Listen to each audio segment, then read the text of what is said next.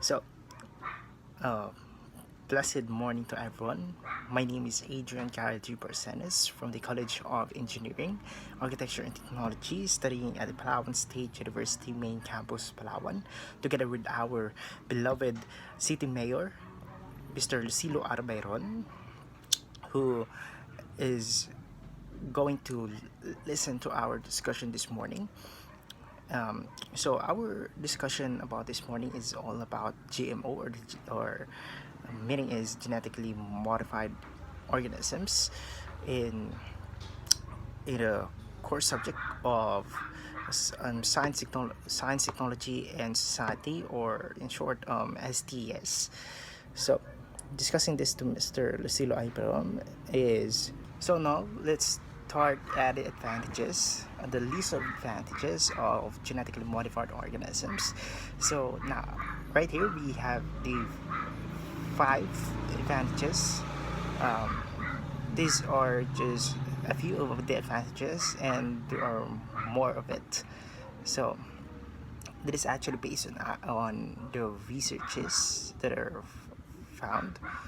So number one is they offer more useful knowledge for genetics.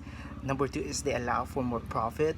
Number three is they add more value to crops. Number four is they are known to decrease the prices of food. Number five is they yield products that are found to be safe. Next up is the disadvantages of genetically modified organisms. Number one, we have here is actually this based on some research. Number one is they would make plants that leave unwanted residual effects to remain in the soil for a long period of time. Number two is they can pose a threat to the insects that are important to ecosystem. Number three is they can produce more weeds and can threaten the lives of animals. Number four is they threaten crop diversity. Number five is they are believed to change the field of agriculture in a negative way. So there are questions that we're going to answer.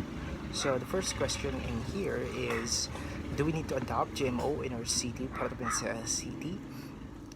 So based on my researches, that is, the answers that I'd come up is this. So the application of the GMO or the biotechnology, in short is BT, they called BT crops, to agricultural crops or the traditional crops. Development known as the agro-biotechnology has been produced as an innovative advance in the endeavor to improve food security. So in here, in the first sentence, um, we encounter the reality that GMO will help not just our economy in Puerto Princesa or in Palawan, but also will help our agricultural or the agricultural sector in our city, because it will boost the yield of crops. Um, the more supply in our city, the more demand, and the lesser the price of the crabs. Like for example, the number one is the lettuce, or um, that is actually based on research, which is the lettuce, or the hydroponics, which they use crab. The plant in the hydroponics is the lettuce. So it is bioengineered to be to for the lettuce to grow at the short period of time, not more than 20 days and not less than 15 days. You will have a full growth lettuce, and um, yeah.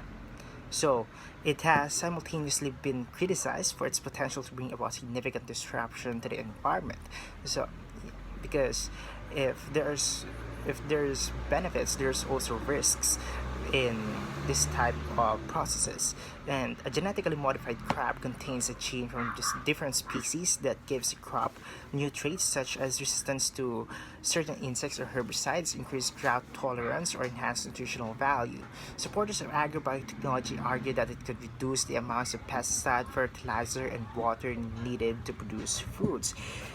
Yes, it is right. Just like for my example about the hydroponics, the lettuce, um, you don't need much water to sustain or to to sustain the plant because it has the cycle. So there's a continuous cycle of water. So um, what they call it is the water will be recycled because there's a circulation of water.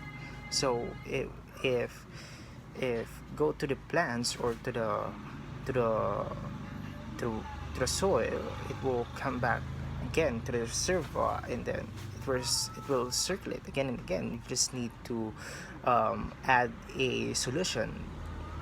Yeah, so potentially leading to greater crop yields, improvements in food security, just like I said from earlier.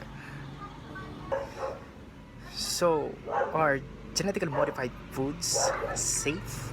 So, different GM organisms include different genes inserted in different ways. This means that individuals' GM foods are and their safety should be assessed on a case-by-case basis, and that it is not possible to make general statements on the safety of all GM foods because it is under a research, it is under development. And GM foods currently available on the international market have passed safety assessments and are not likely to present risks for human health. So there's a drastic increase in distributing this type of process in the entire world. So the application of biotechnology to agricultural crops